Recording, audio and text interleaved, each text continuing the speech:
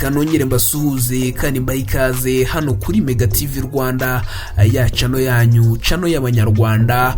Uyu munsi rero nkuzaniye amakuru atangiye gucaracara ku mbuga nkoranyambaga aka kanya, amaradiyo, amateleviziyo ndetse n'ibinyamakuru byandika kuri murandasi. Abantu benshi bakomeje kwibaza kuri uyu mwana w'umukobwa Kamikazi Dorcas, bibaza bati gute uyu mwana agira amarangamutima angana gutya, abigeraho asuka amarira kubera ibintu byamubayeho, cyangwa se ibintu yamaze guta mu gutwi kwe, kubyakira bikamunanira bitewe n'ikibazo umuntu aba yabajijwe.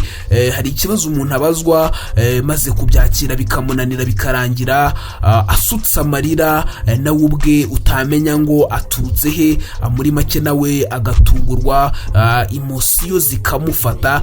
Rero abantu benshi bakomeje kuvuga bati Dorcas ntabwo twari tuzi ko ari umwana ugira amarangamutima angana gutya ku rwego umwana Kamikazi Dorcas ahita arira imbere ya kamera, abantu bose bari kumureba.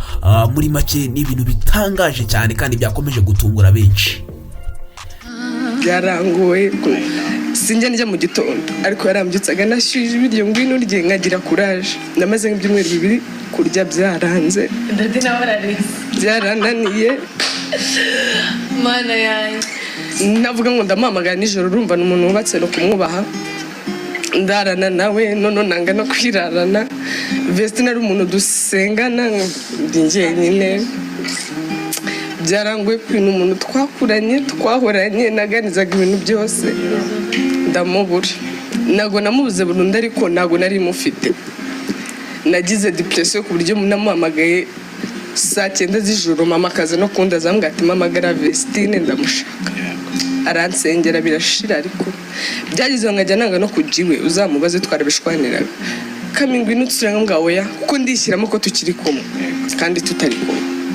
Ni ikiganiro rero cyaciye kuri MI Empire, akaba ari YouTube channel icaho ibiganiro bigiye bitandukanye bya manager wa Vestine na Dorcas bita Irene Murindahabi.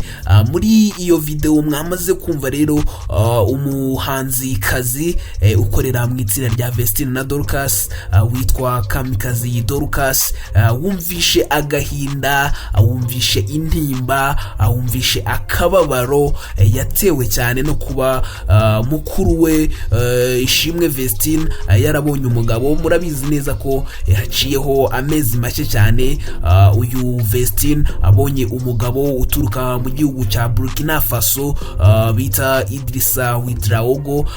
Rero ni ibintu byagoye cyane, binavuga ko byari ibintu bikomeye ko uyu Vestine Dorcas yakira ko uyu mukuru we bakuranye, babanye muri buri kimwe cyose yaba ashatse.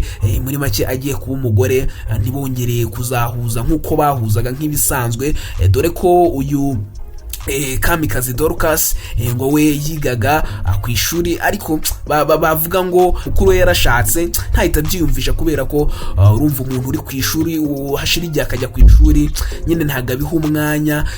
Ariko byaje kugera nyuma asoje amashuri. Murabizi ko uyu Kamikazi Dorcas yasoje amashuri muri uyu mwaka, hashize amezi nabwo make agera nko kuri 4 asoje amashuri. Rero byari ibintu byamugoye kubyakira, kumva ko iyi si yo hanze ajemo atazongera kuba ari kumwe na Vestine amasaha menshi. Urumva abantu bavukana kandi bakuranye, hari ukuntu bacishamo bakaganira buri munsi bahorana, babapanga ibintu bimwe. Ariko noneho byagezaho uyu Vestine aba mu karere gatandukanye nako Dorcas abamo. Urumva rero ni ibintu byakomeje kugora uyu Dorcas, dore ko ngo mu buzima bwe yari yarahoze abana n'uyu mukobwa mukuru we bita Vestine.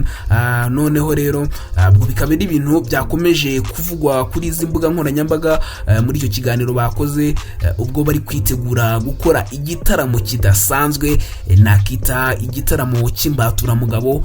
Ni igitaramo rero kizabera hariya muri Canada, kikaba ari igitaramo biteguye neza cyane.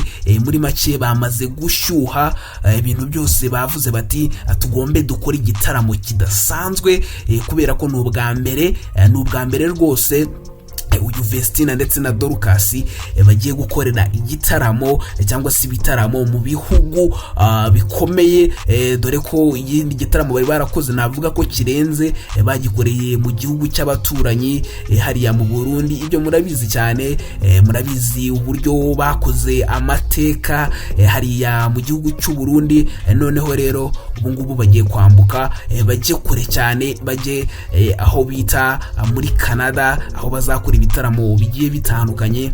Ni ikiganiro rero cyaciyeho mu kanya gatoya cyane, ariko abantu bakomeje kugaruka buryo ki uyu mwana w'umukobwa yahuye n'agahinda n'ibindi byinshi byagarutsweho muri iki kiganiro, ubwo bavuze bati uyu Dorcas ngo we nta na rimwe nta nubwo azigera yumva ko ubu bukwe bwabaye. Ndetse na Dorcas yakomeje kuvuga byinshi cyane, avuga ati ibaze ibi bintu byose ndimo, dore ko mbona ko ndi muri paradizo, ko mbona ibintu byanjye byose ari ibintu birimo imigisha, biramutse ari inzozi. Muri make ibi byo kujya muri Canada, ibi byo kugira umugabo uturuka mu gihugu gikomeye w'umunyamafaranga nka Idrissa Ouedraogo uturuka muri Burkina Faso, anyina kumva ni ibintu bimeze nk'inzozi, akibaza ati ese ibaze ndamutse nkangutse nkisanga ibi byose narindi kurota, byabanga ari ikibazo gikomeye cyane. Ari nabwo uyu mukobwa kamikazi Dorcas ndetse na Vestina bakomeje kuganira. Gusa uyu Vestina yavuze ati buriya Dorcas, reka nkubwire ntuzigere utekereza gushaka ukiri mutoya, kubera ko ni ibintu bibi cyane, ngo sinakwemerera ngo nagukubita, kubera ko ngo waba ukoze amakosa akomeye cyane, ngo kubera ko gushaka uri mutoya ngo waba ugiye kwitera agahinda utazigera ukira. Ubwo uwo bita MN nibwo yayisabaza uyu Vestina ati ese wowe kuvuga ngo urabuza murumuna wawe gushaka hakiri kare, kandi wowe bisa naho washatse hakiri kare, ubwo ibyo ngibyo bishatse gusobanura iki? Umukobwa aravuga ati se buriya njyewe nashatse hakiri karera. Muri make we yumvaga yarashatse nyine akuze, ariko mu by'ukuri turebye dusanga n'uyu Vestina yarashatse akiri muto, kubera ko imyaka buriya 22 ntabwo ari imyaka myinshi wavuga ko umuntu yakuze cyane ku buryo bavuga ngo yashatse ari mukuru, nawe yashatse ari umwana.